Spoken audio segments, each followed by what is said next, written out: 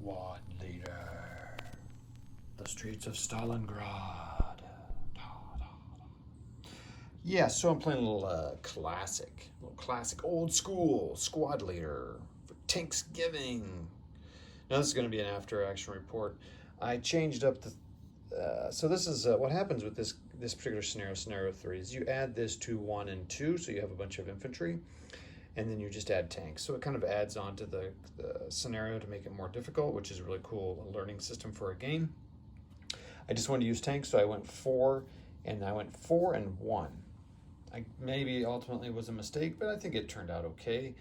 Well, not for the Russians in this case. Anywho, so in the game starts out with 1. The Russian tanks come on at 2. The German tanks come in on 3. If they delay, they can come in and vary up their entry point. So I decided to do that as the Germans so here's the weird thing. Sorry for the glare. The Soviets come in here. All other tanks come here, and the Germans have to enter either here or here. Well, so the Russians just were able to move on the road, and boom, boom, boom, boom, boom. And they were like sitting here watching these 2 road spots. So the German delayed and then moved their tanks all over here instead of the road.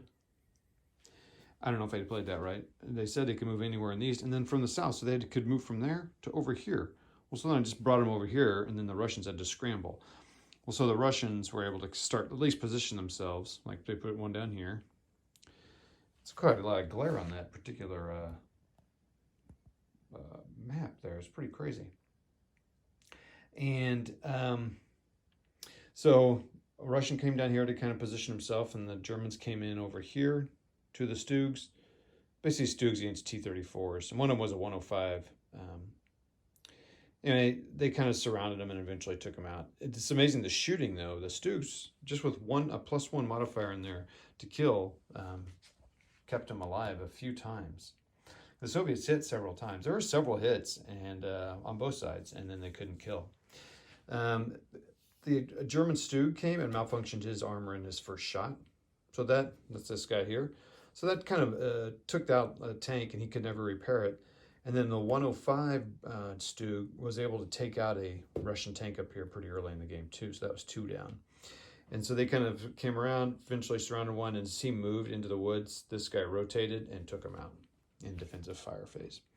Down here, though, I did something different just to test it out. A German tank was blown up here by this T-34. Shot him in the rear of the tank. The crew survived, and then I had the crew move around, and I rolled a die to see if they could get a Panzerfaust. I said, well, if I roll a 1, they got a Panzerfaust. I rolled a 1.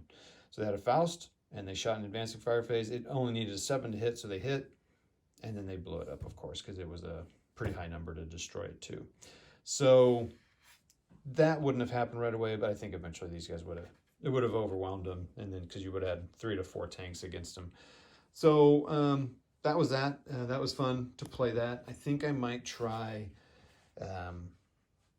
I got to think I'm doing some things wrong. I'm also doing simultaneous defensive fire, but I think that happens, which is an optional rule. But I think that happens anyway with tanks. I think tanks against defensive fire against tanks, I think happens right away. So that was fun. I had a good time. It's amazing how much simpler Squad Leader is. I can't believe when I was 20-something, young 20s, and a friend and I pulled this thing out, we thought this was like the craziest game ever. It was compared to what I'd played in the past, Monopoly. This was and Panzerblitz and Panzerleader, which I never did play. This was the first war game I ever really tried, and we were just, overwhelmed. And we really should have gave it a shot, because it's really not that hard. It's interesting, but I know how I learn rules and how I complicate things, so... Anyway, it was fun. I had a good time. I don't know if it was outward balanced or if I should.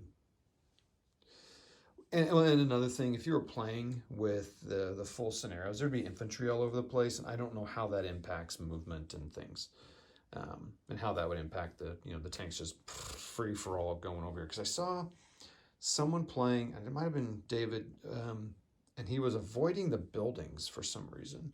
So I need to read the rules and see if I'm forgetting something. So anyway, that's that. And that was a happy TanksGiving, everyone. Well, in the U.S. anyway. We'll see you. Bye.